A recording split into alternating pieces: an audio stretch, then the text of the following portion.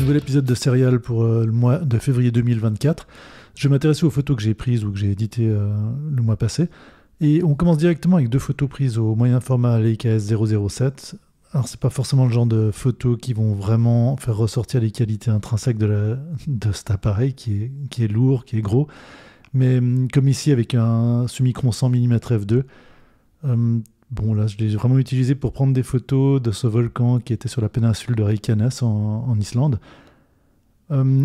Voilà, des photos un peu banales qui auraient pu être prises un peu avec n'importe quoi. J'avais pris d'ailleurs des photos que j'ai présentées le mois passé, mais j'avais pas encore sorti la carte de cet appareil, donc elles apparaissent en début de cette session. Mais malgré tout, hein, là c'est vraiment sur Reykjavik, dans le bord en fait de la mer à l'ouest de Reykjavik, faisant face au sud de ce volcan au loin, près de Grindavik. On passe directement à deux autres photos. Ça, c'est des photos toujours à Reykjavik, partant de grands vents avec la neige. Alors là, c'était avec le Pentax QS1, donc ces super petits appareils mirrorless. Et là, avec le 06, l'objectif 06, qui a un équivalent 70-210-280, environ f2.8. En bonne lumière, j'en avais déjà parlé pas mal de fois, c'est un de mes appareils favoris.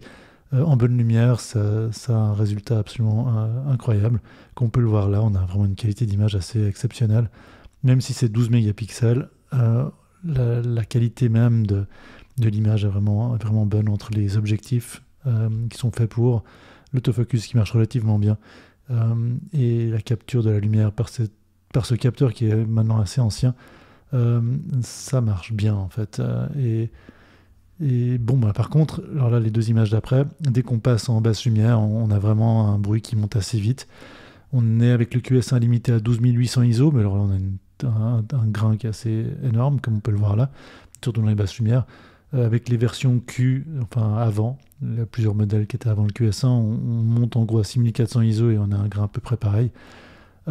Et malgré le stabilisateur qui est sur le capteur, en basse lumière, on va avoir des flous selon comment on expose, mais je l'ai assez souvent répété pour ceux qui suivent ces séries, le grain est pas inintéressant, le résultat est pas inintéressant, ces basses lumières elles partent souvent dans le magenta, donc là un détail à gauche d'une peluche que je trouvais marrant, ou là c'est dans une salle en fait, le radar à Reykjavik, j'essaie de prendre un peu cette ambiance en exposant entre guillemets correctement le capteur, mais bon à 12800 ISO pour essayer d'avoir des sortes d'ambiance de mouvement, comme on peut le voir sur les images d'après, surtout celle de gauche, créer des flous, voir un petit peu ce que les flous donnent, est-ce que c'est artistique, est-ce que ça l'est pas, mais bon on peut aussi essayer de stabiliser un peu plus, comme on peut le voir là à droite. Alors là je suis avec l'équivalent 40 mm f1.9, cet objectif 0.1. On a malgré tout un grain qui est assez important. Difficile, est-ce qu'il vaut mieux utiliser un appareil photo sur un smartphone récent ou cet appareil? À voir. Moi, je trouve qu'il a quand même des caractéristiques bien précises et certains avantages. Là, on peut le voir sur ces deux images. C'est une autre salle qui s'appelle le Mengi à Reykjavik avec cet artiste qui s'appelle Kraft Gali qui fait de la musique électronique en live. L'image en couleur à gauche avec ses dérivés magenta dans les basses lumières, un peu bleutées aussi. Mais ça rend vraiment très très bien si on passe en noir et blanc. On a vraiment un caractère aussi qui ressort, qui est bien spécifique à cet appareil et à ses optiques, que je trouve assez intéressant quand on va un petit peu aux limites de la couleur. Quelque chose qu'il y a pour tous les appareils d'ailleurs, de passer en noir et blanc. Moi je passe assez rarement, j'ai pas trop de problème avec le bruit en général, mais là je trouve intéressant de mettre côte à côte ces deux images. Là on passe sur autre chose, sur un autre type d'appareil, donc le SL2, mon appareil favori pour ce genre de test. Et là, c'est un Nippon Kogaku 85 mm f2, donc l'ancêtre du Nikkor. C'est déjà un Nikkor en fait, mais Nikon faisait ses optiques aussi, c'est dans la fin des années 50, je crois, cette optique, selon une formule Zeiss Sonar, donc assez proche des formules que Zeiss proposait, qu'on trouve en différentes d'autres marques. On les trouve dans des versions en fait, soviétiques, chez Leica. Avec là un diaphragme, 10 lames de diaphragme. Un rendu assez intéressant, hein, vraiment un peu ancien comme ça, mais un bokeh un peu plus dur que ce que j'ai l'habitude de voir pour ce genre d'optique de l'époque. relativement précis, marche assez bien en basse lumière. Je suis vraiment en train d'expérimenter avec cette optique. Et je trouvais intéressant ces deux photos donc, de Reykjavik la nuit, des quartiers ouest. Ou comme ici, donc là, on aura encore deux photos après de ces concerts.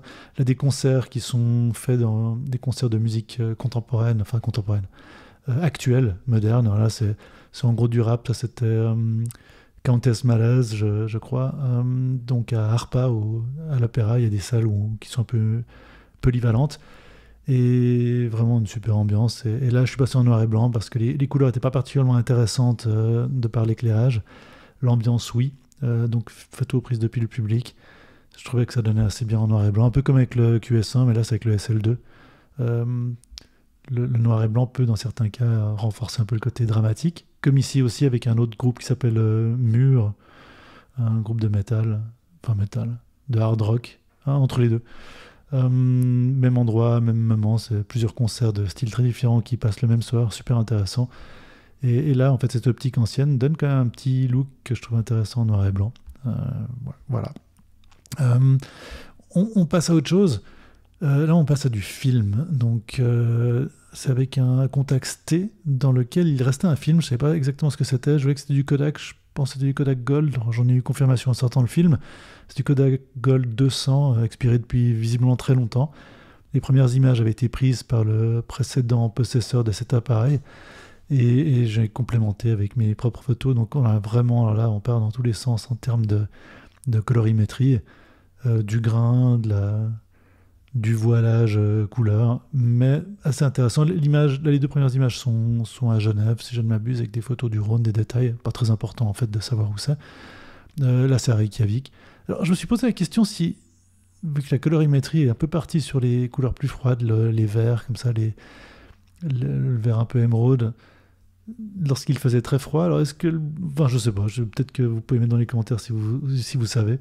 Est-ce que ça a un vrai effet mais je pense que c'est plutôt par hasard, simplement l'exposition, la sous-exposition et le manque de sensibilité qui fait que ça s'est retrouvé comme ça. Mais, une photo un peu abstraite à gauche avec une longue exposition, puis à droite, un point de vue à Reykjavik dans les quartiers ouest.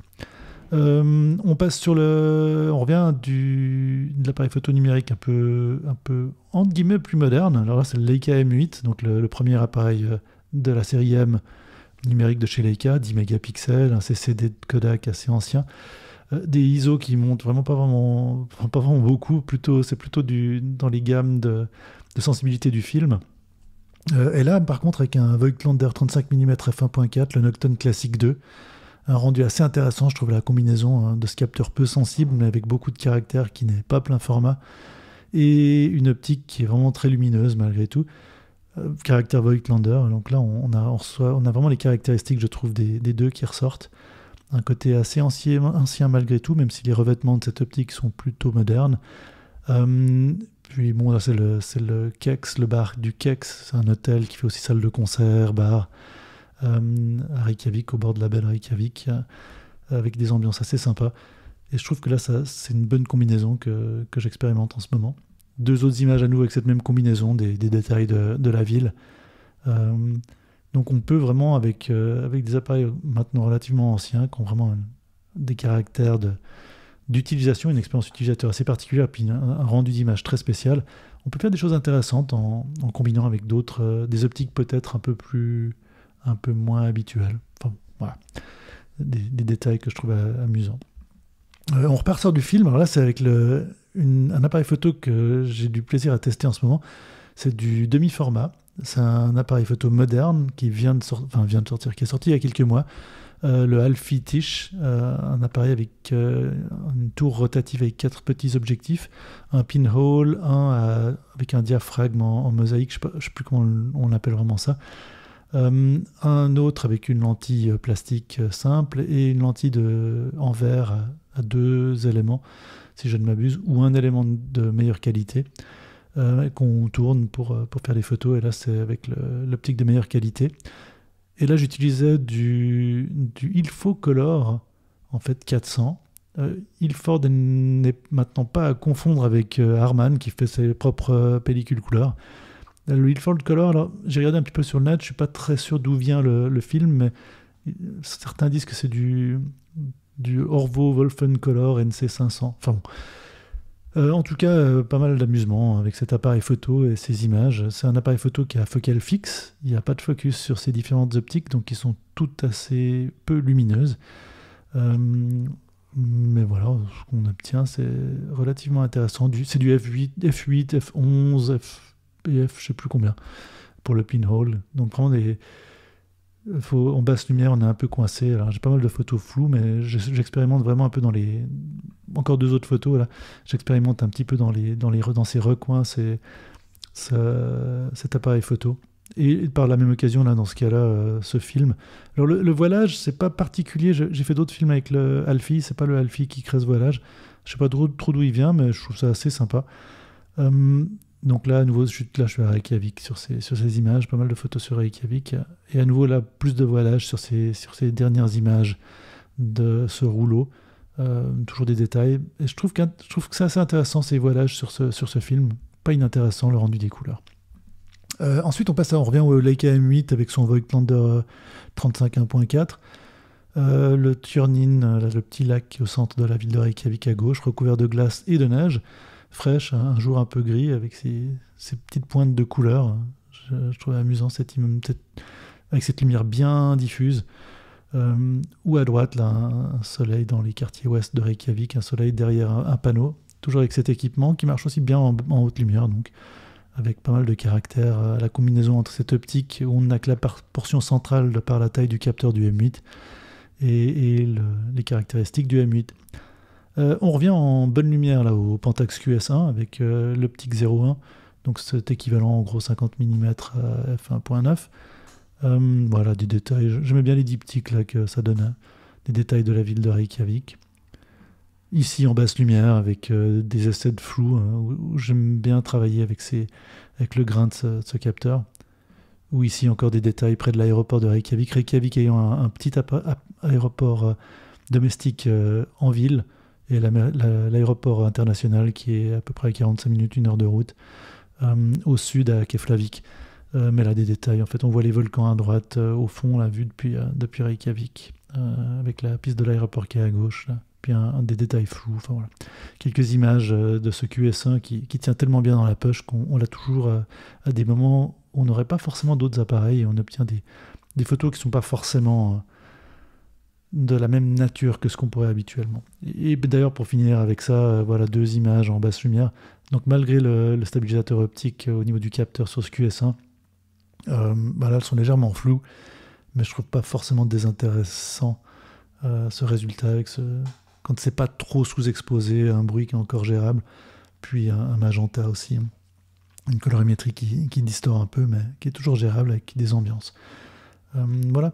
C'est à peu près tout pour ce mois-ci. C'est des mois un peu particuliers en termes de tests d'appareils photo, hein. Pas beaucoup de vidéos juste avec de l'analyse d'équipement, mais j'espère que ça vous a quand même diverti et donné des idées et envie d'aller faire de la photo. Donc voilà, n'hésitez pas à poser vos questions, poster des commentaires, des suggestions plus bas, et à bientôt.